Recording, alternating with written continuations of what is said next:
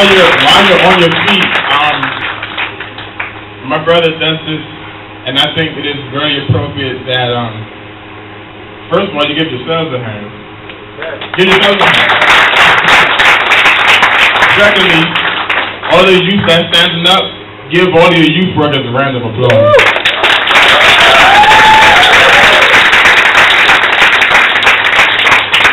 All the youth workers. And the other one was Genesis 3:1-13. So they're going to be placing that up.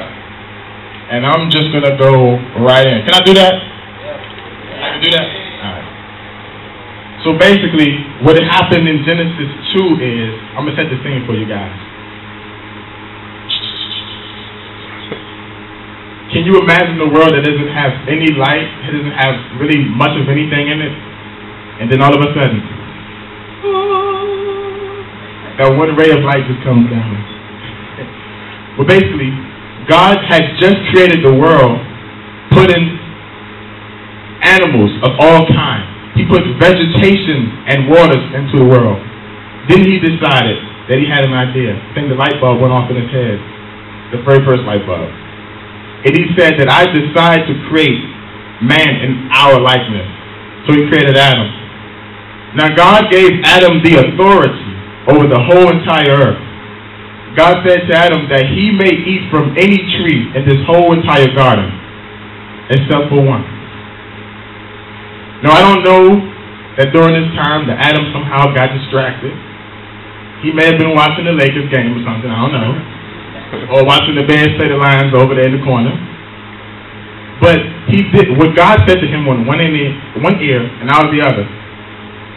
It's kind of basically like, I don't know if he just didn't pay attention to God, or it's kind of like, you know, okay, God, the game is on, you know. So it's kind of like when your parents tell you to do something and you just be like, okay. You know, I'm just using. That's probably what he did. Maybe for you it's watching the Kardashians or basketball wives. I don't know what your preference is.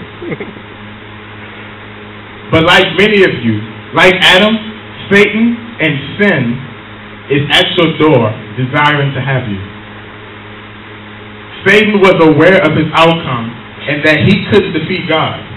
He also was aware that a woman would give birth to a baby that would finally place him in the hell that he belonged. So he went right after Eve, placing this venom in our society. See, unlike God that we serve, who is all-knowing, the adversary, as some call him, or Satan, as others may call him, is not all-knowing. This means that he does not know what our future may be, but he does try everything in his power to stop the plans that God has for your lives. So I ask you this question, not out loud, but, you know, rhetorically. What is sin? What is sin to you? Let me tell you. Sin is straight up being selfish. When we sin, we are not thinking about anybody else but ourselves. And I don't care if it's like, basically saying like, I don't care about what her future, I can care less what God has for her life. She has something that I want and something that I think I need, and I'm caring less about what she has. You're thinking about your own selfish desires.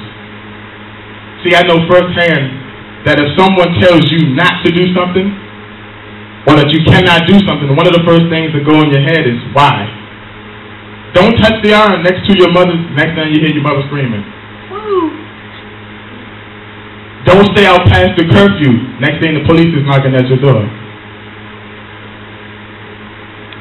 Sorry. But I guess I'm the only one in here that's ever done something wrong. No. See, God gave you the authority over every animal, every plant, every tree. And you mean to tell me that this one piece of watermelon in the tree looked that good to you that he would do anything to get it? Those shoes look that good to you that you will do anything to get it? All you got to do is do well in school for most of you, and your parents will pretty much get you whatever you want. But it looked that good to you in the eye that you were willing to do anything to get it. Sin is not just selfish, but it is blatant self-gratification. When we sin, we're looking out for us.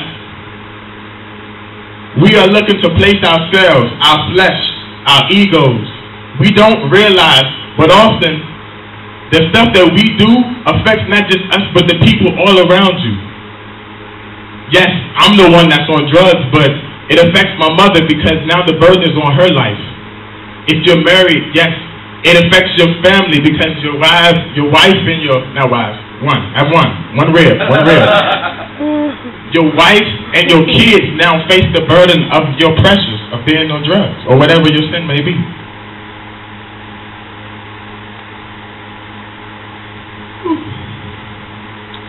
That is the gratification. Sin is basically the gratification of oneself, putting our own needs over people and over the needs of over the ones of God. And yes, we give Satan all of this credit. In fact, I believe we give him a little too much credit. I believe that the Bible says he comes to kill, steal, and destroy. But we don't give ourselves enough credit. We don't give our flesh enough credit like it deserves most of the time. So yes, Satan does come to tempt us, but our flesh must die. Our flesh is evil, and it desires the many evil pleasures of this world. And when we listen to our flesh or follow what it wants, it can make you do some things that you know are just straight up wrong. We often feed our flesh with the negative things of this world, and sometimes we feed them with of course, the usual liquor and the sex, the things that people always say. But the thing that always gets not been talking about the most is the TV shows, like the Jersey shows and the Bad Girls Clubs, which only glorify wild partying, drinking, fighting, sexual sins, and waking up and not remember none of it. You see, yes, Adam and Eve listened to Satan, but Adam heard firsthand that God told him not to do it. But what was Adam doing that got him so distracted? What was Adam doing that kept him from becoming the man of God that he wanted him to be? What are you doing in your own life that is distracting you and keeping you from becoming the man that God has called you to be, becoming the woman that God has called you to be? What are you doing in your life? And let me tell you, destroy your flesh now before your flesh destroys you. Your flesh may fail, but my God, He never will.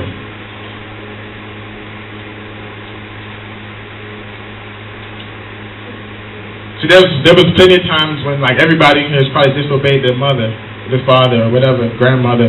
There's this one time that I specifically remember that I disobeyed my mother.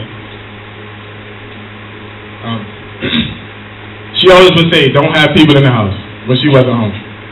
Sometimes people was in the house. "Don't have girls in the house when I'm not there." Sometimes girls was in the house. Don't go to people's houses when they're not home. I was up in their house too. But it was this one time that stood out to me, and that I wish that I never went into my friend's house. This would be something that I know that if I would have known that I would deal with this years later, I would have never went in there, and I really would have listened to my mother. We're watching TV, and the person whom I thought was my friend. Let me tell you something. Everybody that you call your friend is not your friend. Everybody the whole keep your friends close and your enemies close to you, that's dumb. I'm just letting you know that. Why would you want to keep your enemy close to you? I want to keep them far away from me. But little did I know that this movie that he would put on was a movie of a different kind. It was a porn. And it was on for about 5 minutes or so. Then they cut it off.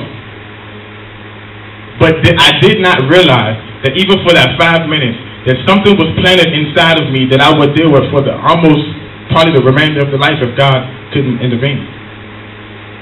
To this very day. And then from there, every day I would water that seed. I would water that seed with different music that I know that I was too young to listen to. Some of you know what I'm talking about. Chris Brown, Birthday Cake. I would watch TV shows, things that's not necessarily pornographic, but things that might as well have been porn. Back in the day, I'm gonna date myself right here. BET videos late night. Yeah, I used to watch them John put the light down. I ain't the only one. Right? Yeah.